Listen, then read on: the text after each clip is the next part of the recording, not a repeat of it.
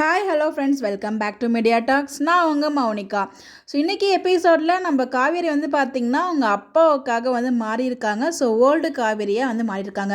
So இதுக்கு முன்னாடி ரொம்ப தைரியமாக இருப்பாங்க இல்லையா, என்ன நடந்தாலும் வந்து ஃபேஸ் பண்ணுவோம் அப்படிங்கிற ஒரு தைரியமான ஒரு காவேரி தான் நம்ம பார்த்து ரசிச்சிருப்போம்.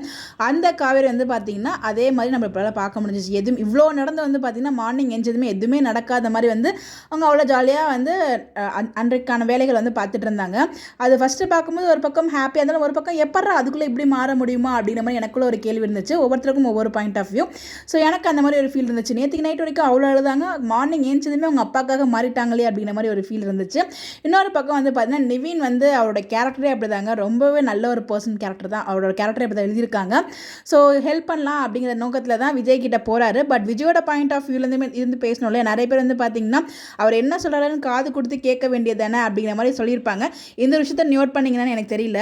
ஸோ வெனிலா மட்டும் உங்கள் வீட்டில் கொண்டாந்து வச்சிருக்கீங்களே, அது எப்படி நியாயமாக இருக்கும் அப்படிங்கிற மாதிரி எங்கள் கேட்கும்போது, இப்போ காவேரி எங்கே கொண்டு போய் உட்கார வச்சிருக்காரு, அவங்க வீட்டில் தான் உட்கார வச்சிருக்காரு, காவேரி இவருக்கு என்ன எக்ஸ் தானே அப்படிங்கிற மாதிரி எனக்கு தோணுச்சு. எத்தனை பேருக்கு தோணுச்சுன்னு எனக்கு தெரியல. பட் இதெல்லாம் நான் தப்பு சொல்ல முடியாதுங்க. அவங்களுக்கு அவரோட பாயிண்ட் ஆஃப் வியூ, இவருக்கு இவரோட பாயிண்ட் ஆஃப் வியூ. ஸோ விஜயை பொறுத்த வரைக்கும் அவனால தானே வந்து நானும் காவேரியும் பிரிஞ்சோம் அப்படிங்கிற ஒரு கோவம் வந்து அவர் பேச விடல. அது மட்டும் இல்லை, அன்னைக்கு வந்து பார்த்தீங்கன்னா கர்மா இஸ் பூமரங்னு சொல்லி அவங்க ரெண்டு பேருக்கு ஒரு கான்வர்சேஷன் வந்து போச்சு இல்லையா, அதுவுமே விஜய் ரொம்ப அழகாக சொல்லியிருப்பாரு. அன்னைக்கு அப்படி பேசினா அன்னைக்கு வந்து இப்படி பேசணும், நீ பேசினதுலையுமே நான் மறக்கவே இல்லைடா அப்படிங்கிற மாதிரி வந்து அவர் பேசியிருப்பார் இல்லையா.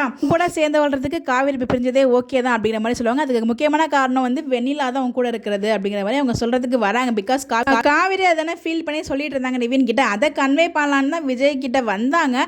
பட் விஜயோட பாயிண்ட் ஆஃப் வியூ பார்க்கும்போது அவர் பேசியிருந்தேன். அதே நிவின் வந்து பார்த்தீங்கன்னா அட்லீஸ்ட் நம்ம ஹெல்ப் பண்ணலாம் அப்படிங்கிற நோக்கத்தில் தான் வந்திருக்காரு. அவர் சொல்ல வந்த முயற்சியுமே ஓகே தான். பட் இதில் யார் தப்பு சொல்கிறது நமக்கு தெரியல. என்னை பொறுத்த வரைக்கும் என்னோட உதவியில் எனக்கு தேவையில்லை, எனக்கு எப்படி என் பொண்ணாட்டியை சேரணும் எனக்கு தெரியும் அப்படின்னு சொல்லுவார்.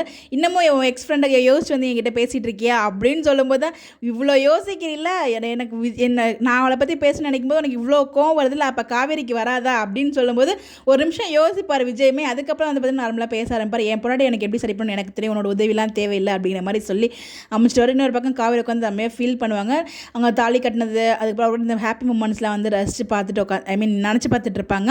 ஆஹா கல்யாணம் மகாநதி மகாசங்கம் வந்தப்போ ஒரு இதுலலாம் வந்து விளையாட்டுலாம் வச்சுருப்பாங்க இல்லையா, அந்த சீலாம் நினச்சி பார்த்துட்டு இருந்தாங்க. அவங்க அப்பா ஃபோட்டோவை பார்த்து ரொம்பவே ஃபீல் பண்ணி அழுதுட்டு இருந்தாங்க. அதுக்கப்புறம் அடுத்த நாளே அவங்க வந்து ரொம்பவே மாறி அவங்க அப்பாவுக்கு பிடிச்ச மாதிரி ஒரு பொண்ணை வந்து போல்டாக இருக்காங்க. நமக்குமே இந்த போல்டான காவேரி தான் பிடிக்கும். பட் இருந்தாலும் அவங்க அம்மாவை மட்டுமே யோசிச்சுட்டு விஜயை வந்து யோசிக்காமல் இருக்காங்களோ.